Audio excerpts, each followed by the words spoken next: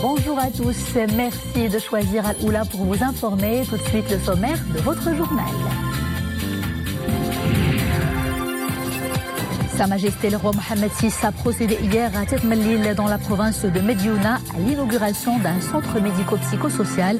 Les détails dès le début de ce journal.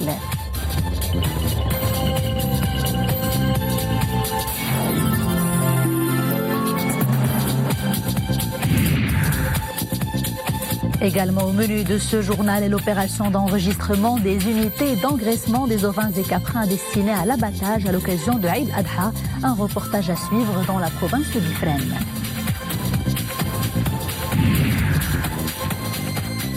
Et dans le cadre de notre série de reportages consacrés à l'eau, nous vous emmenons aujourd'hui à Marrakech pour parler des réservoirs souterrains construits sous la mosquée de la Koutoubia. Je vous le disais en titre, Sa Majesté le roi Mohamed VI a procédé hier à Tetmelil dans la province de Mediouna à l'inauguration d'un centre médico-psychosocial, un projet solidaire dédié à la prise en charge psychosociale des personnes atteintes de pathologies physiques stabilisées. Les précisions avec Mohamed El Shkar.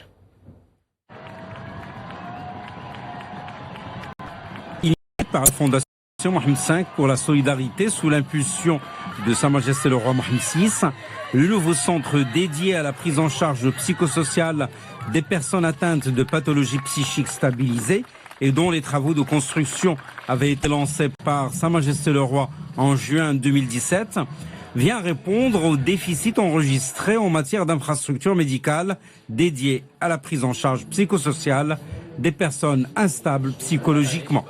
Le nouveau centre favorisera le traitement des maladies mentales et le développement des capacités relationnelles et d'apprentissage des patients, le renforcement de leur autonomie, leur sens de responsabilité et leur sentiment de bien-être. Et il propose aux patients des formations et des activités manuelles qui leur permettront de rompre leur isolement, de rebâtir leur estime de soi et de réintégrer plus vite et plus facilement la société. C'est là que réside justement la particularité de la démarche qui est suivie dans ce type de centre, c'est que les personnes sont encadrées d'un point de vue socio-éducatif, ce qui favorisera le développement de leur aptitude relationnelle, mais surtout leur permettra d'acquérir des compétences professionnelles grâce à des formations dans certains métiers. Le but étant de contribuer à leur insertion socio-professionnelle.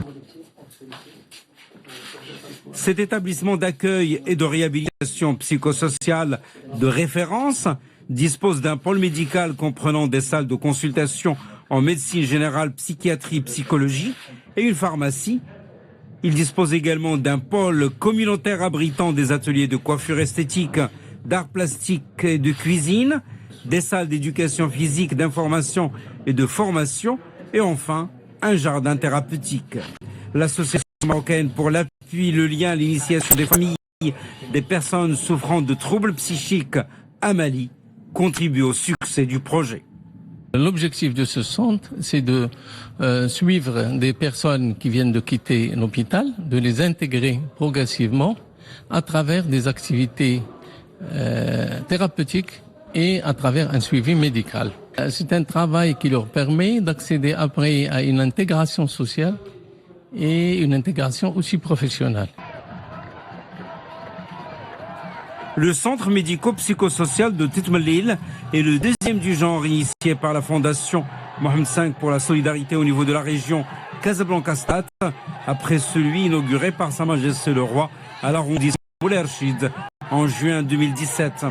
Centre qui a connu un franc succès depuis son lancement, avec déjà plus de 3500 demandeurs de soins qui ont fréquenté le centre de l'arrondissement Boulerchid, dont près de 1300 personnes ont pu, après les phases d'accueil et d'admission, intégrer le processus médico-social. Et notez également que Sa Majesté le roi Mohammed VI a adressé un message de félicitations au président de la République fédérale démocratique de l'Éthiopie à l'occasion de la fête nationale de son pays.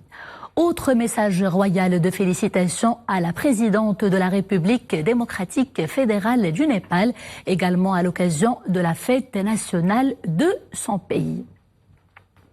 Le souverain a également adressé un message similaire de félicitations au président de la République d'Azerbaïdjan. Sa Majesté le roi Mohammed VI a adressé un message de félicitations à M.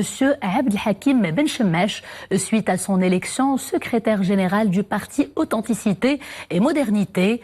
Dans ce message, le souverain félicite Ben Shemmesh pour la confiance placée en lui par le parti eu égard à son parcours de militantisme et son engagement pour la défense de ses fondamentaux.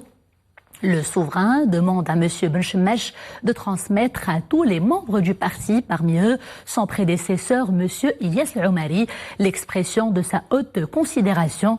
Par la même occasion, Sa Majesté le roi fait part à M.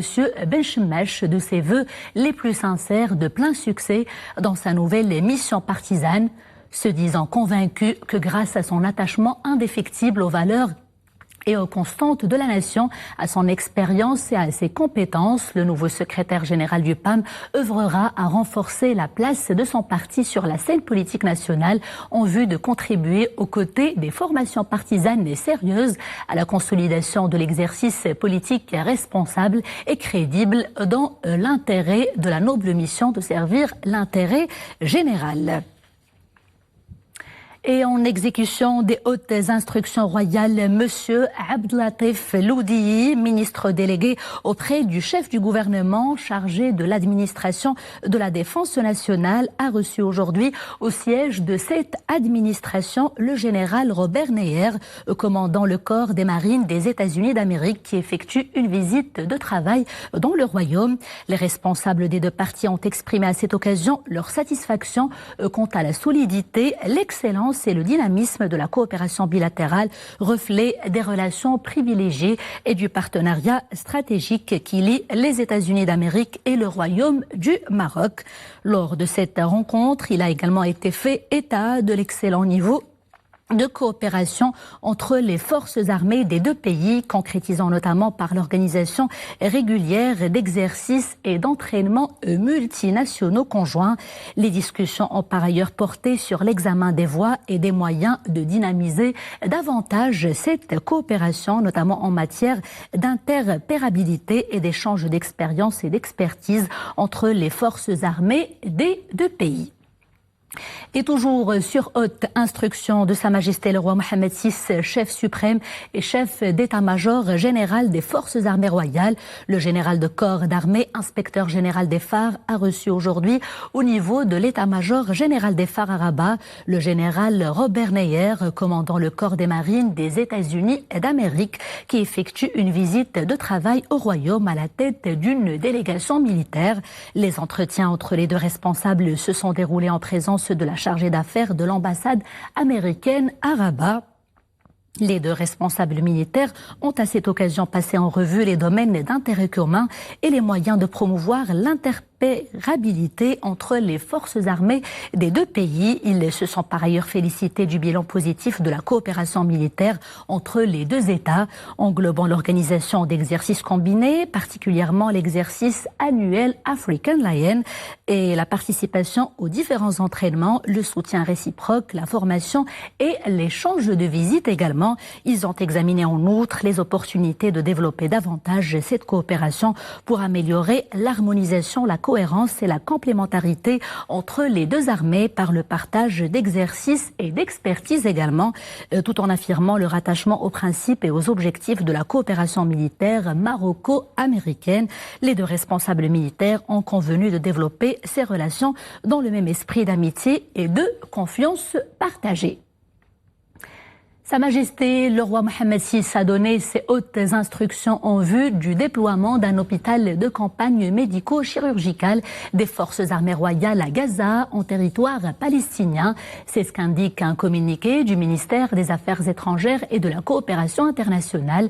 Cette très haute sollicitude royale vise à prodiguer les soins nécessaires aux blessés et victimes civiles des événements récents survenus dans la bande de Gaza. Intervenant en ce mois sacré de Ramadan, cette action s'inscrit en droite ligne des engagements historiques et constamment renouvelés du souverain envers la cause palestinienne. Elle illustre la solidarité agissante et effective envers le peuple palestinien frère.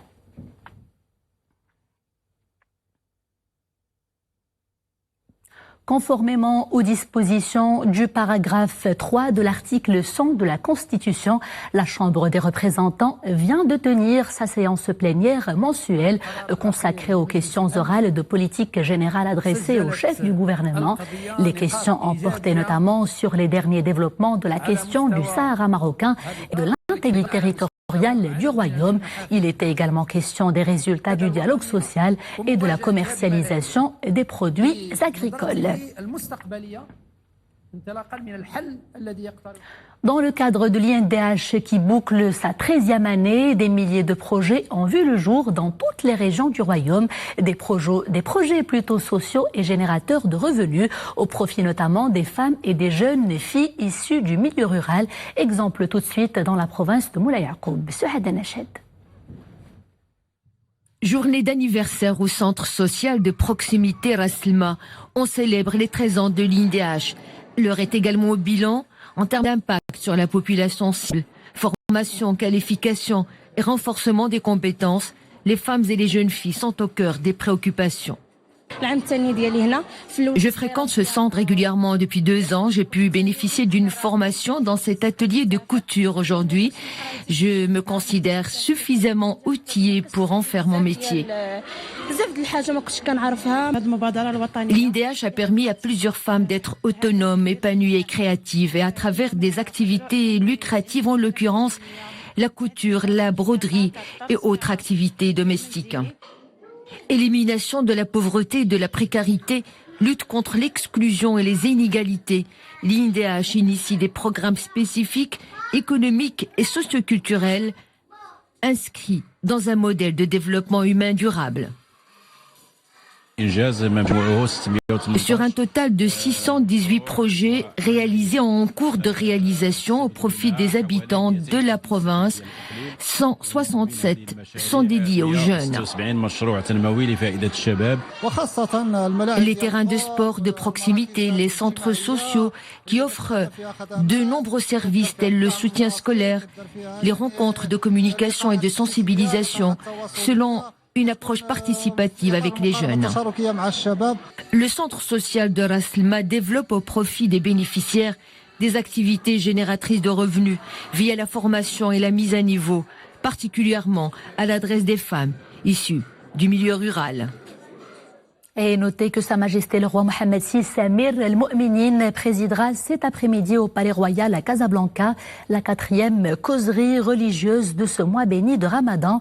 La causerie, qui sera retransmise en direct à la télévision et sur les ondes de la radio à partir de 17h, sera animée par Monsieur Abdelkader al-Mekki al-Kitani, ingénieur spécialiste du hadith du prophète. Que le salut et la prière soient sur lui. Nous nous intéressons à présent à l'opération d'enregistrement des unités d'engraissement des ovins et caprins destinées à l'abattage à l'occasion de Eid al-Adha. Dans la province d'Ifrane, les éleveurs y sont impliqués. Ils sont conscients de l'importance de ces démarches qui représentent une pièce maîtresse dans la production, dans la protection plutôt du consommateur marocain. C'est un reportage d'Ahmed Fadeli sur un récit de Nisri El-Hamdaoui. Regardez.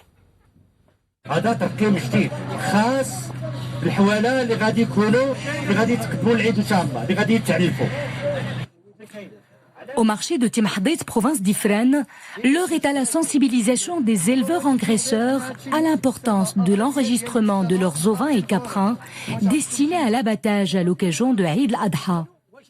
L'opération d'identification du cheptel, lancée par l'Office national de sécurité sanitaire des produits alimentaires, a été bien accueillie par les fermiers. Je suis venu pour enregistrer mes ovins et caprins afin que je puisse les vendre pendant la période de l'Aïd sans aucun problème.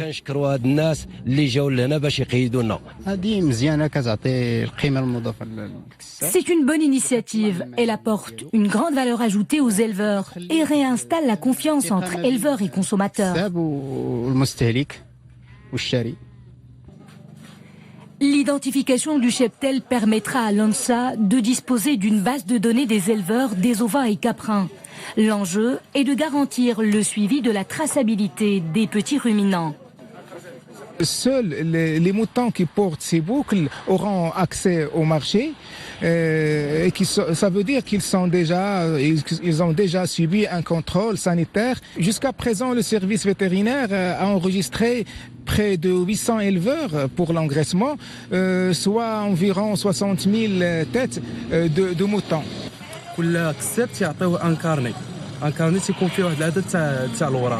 Cette opération s'étend à l'ensemble du royaume. Son objectif principal est de préserver la santé du consommateur grâce à tout un système de contrôle sanitaire efficace du cheptel national. On ouvre à présent la page monde de ce journal et ses nouvelles, les agressions israéliennes à Ramallah. L'armée israélienne a effectué tôt ce matin un raid dans le camp de réfugiés à Al-Amari. Selon le ministère palestinien de la Santé, au moins 13 Palestiniens ont été blessés lors des affrontements qui ont éclaté avec des soldats israéliens qui ont notamment utilisé des gaz lacrymogènes avant d'ouvrir le feu sur les manifestants. En Italie, des élections anticipées se tiendront au plus tard début 2019. C'est ce que vient d'annoncer Carlo Cottarelli, ancien cadre du FMI chargé par le président italien de former un gouvernement de transition après que Giuseppe Conte ait décidé de se retirer. Il a en effet renoncé hier à cette mission après le refus du président Sergio Mattarella de nommer l'eurosceptique Paolo Savona au ministère de l'économie. En Colombie, c'était prévisible, c'est le candidat de la droite dure, Iván Duque, qui est arrivé en tête du premier tour de l'élection présidentielle. Il a obtenu 39,25% des suffrages, mais il devra affronter au second tour Gustavo Petro, le candidat de la gauche indépendante qui, avec son mouvement Colombie humaine, a pu obtenir 25% des suffrages. Il a permis à la gauche de passer au second tour. C'est, rappelons-le, un fait historique en Colombie. Retour chez nous et cap sur Casablanca pour parler de l'état d'avancement des travaux de construction du pont suspendu de Sidi Marouf. Cet ouvrage majestueux sera fin prêt dans quelques mois.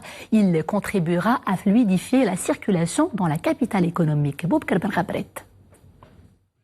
L'un des plus grands chantiers de Casablanca atteint sa vitesse de croisière. Il s'agit du pont à Auban de Sidi Marouf. Son achèvement permettra de soulager ce carrefour, l'un des nombreux points noirs à Casablanca.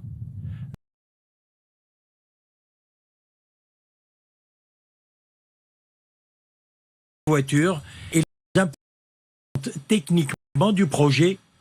Le carrefour de Sidi Marouf aujourd'hui connaît une intensité de trafic importante, donc un débit de pointe en heure de pointe de 17 000 véhicules jour. Le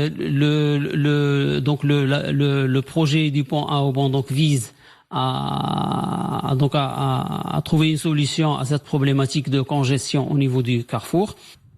Sur le chantier, l'effervescence des ouvriers traduit l'approche des phases décisives. Parmi les étapes importantes du projet, l'assemblage et le montage du tablier. L'opération d'enfilage des torons qui se fait de manière, l'enfilage se fait par paire, du côté nord, du côté de la gaine nord et des deux gaines sud, de part et d'autre, est et ouest. Et de telle sorte à maintenir un certain équilibre des forces pour ne pas solliciter davantage de pylônes. Le pont à Auban de Sidi Marouf devrait être fin prêt au cours de cette année. Les automobilistes en provenance de l'aéroport Mohamed V, de l'autoroute Casablanca-Marrakech, El Jadida ou Rabat seront épargnés du calvaire des embouteillages dans ce point névralgique qui relie le quartier des affaires de Sidi Marouf au reste de la métropole. Et comme chaque jour, place à notre série de reportages consacrés à l'eau. Aujourd'hui, nous vous emmenons à Marrakech et focus sur les réservoirs souterrains construits sous la mosquée de la Koutoubia. Ils contribuent à la préservation des ressources hydrauliques et à la modernisation des systèmes de drainage et de stockage de l'eau. Mohamed Louahibi, Zakaria Mouqin Billah.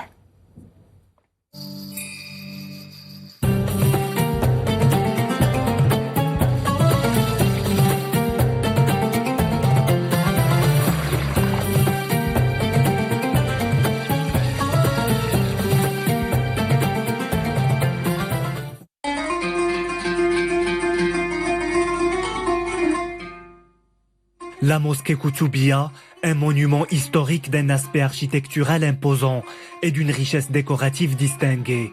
Construit par les Almohades en 1047, l'édifice a été renouvelé en 1058. Dans la zone nord de la mosquée se trouve un réservoir dont la fonction était de drainer et de stocker l'eau, une technique élaborée à l'époque.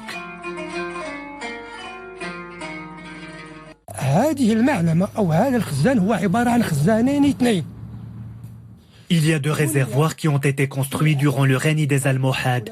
Ce site a été construit sur un domaine qui appartenait aux Almoravides. C'est là qu'a eu lieu le début des institutions de l'État almoravide à Marrakech, appelé la Kasbah almoravide.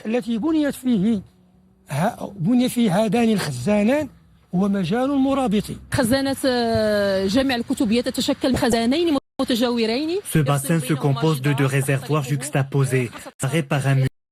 Cet obstacle contient 15 ouvertures d'1 mètre de hauteur afin de laisser passer les eaux d'un réservoir à l'autre. Dessus des réservoirs se trouve un toit concave construit avec des briques rouges. Les murs et le sol sont peints de tadlect. Les deux retenues d'eau font partie du complexe hydraulique de la Koutoubia, un site souterrain qui s'étale sur toute la superficie de la mosquée. Des canalisations reliées au réservoir permettait de stocker les eaux de pluie. Le toit des réservoirs sont peints de plomb afin de laisser passer l'eau à travers les canalisations. Ces deux réservoirs ont joué un rôle important dans la distribution de l'eau, surtout dans les environs de la Koutoubia. Ils fournissaient la mosquée en eau d'usage quotidien. Les deux réservoirs sont identiques en hauteur et en largeur. Ils contiennent plusieurs arcs et des ouvertures pour empêcher un seul réservoir de se remplir. D'autres canalisations permettent de transporter l'eau jusqu'à la mosquée.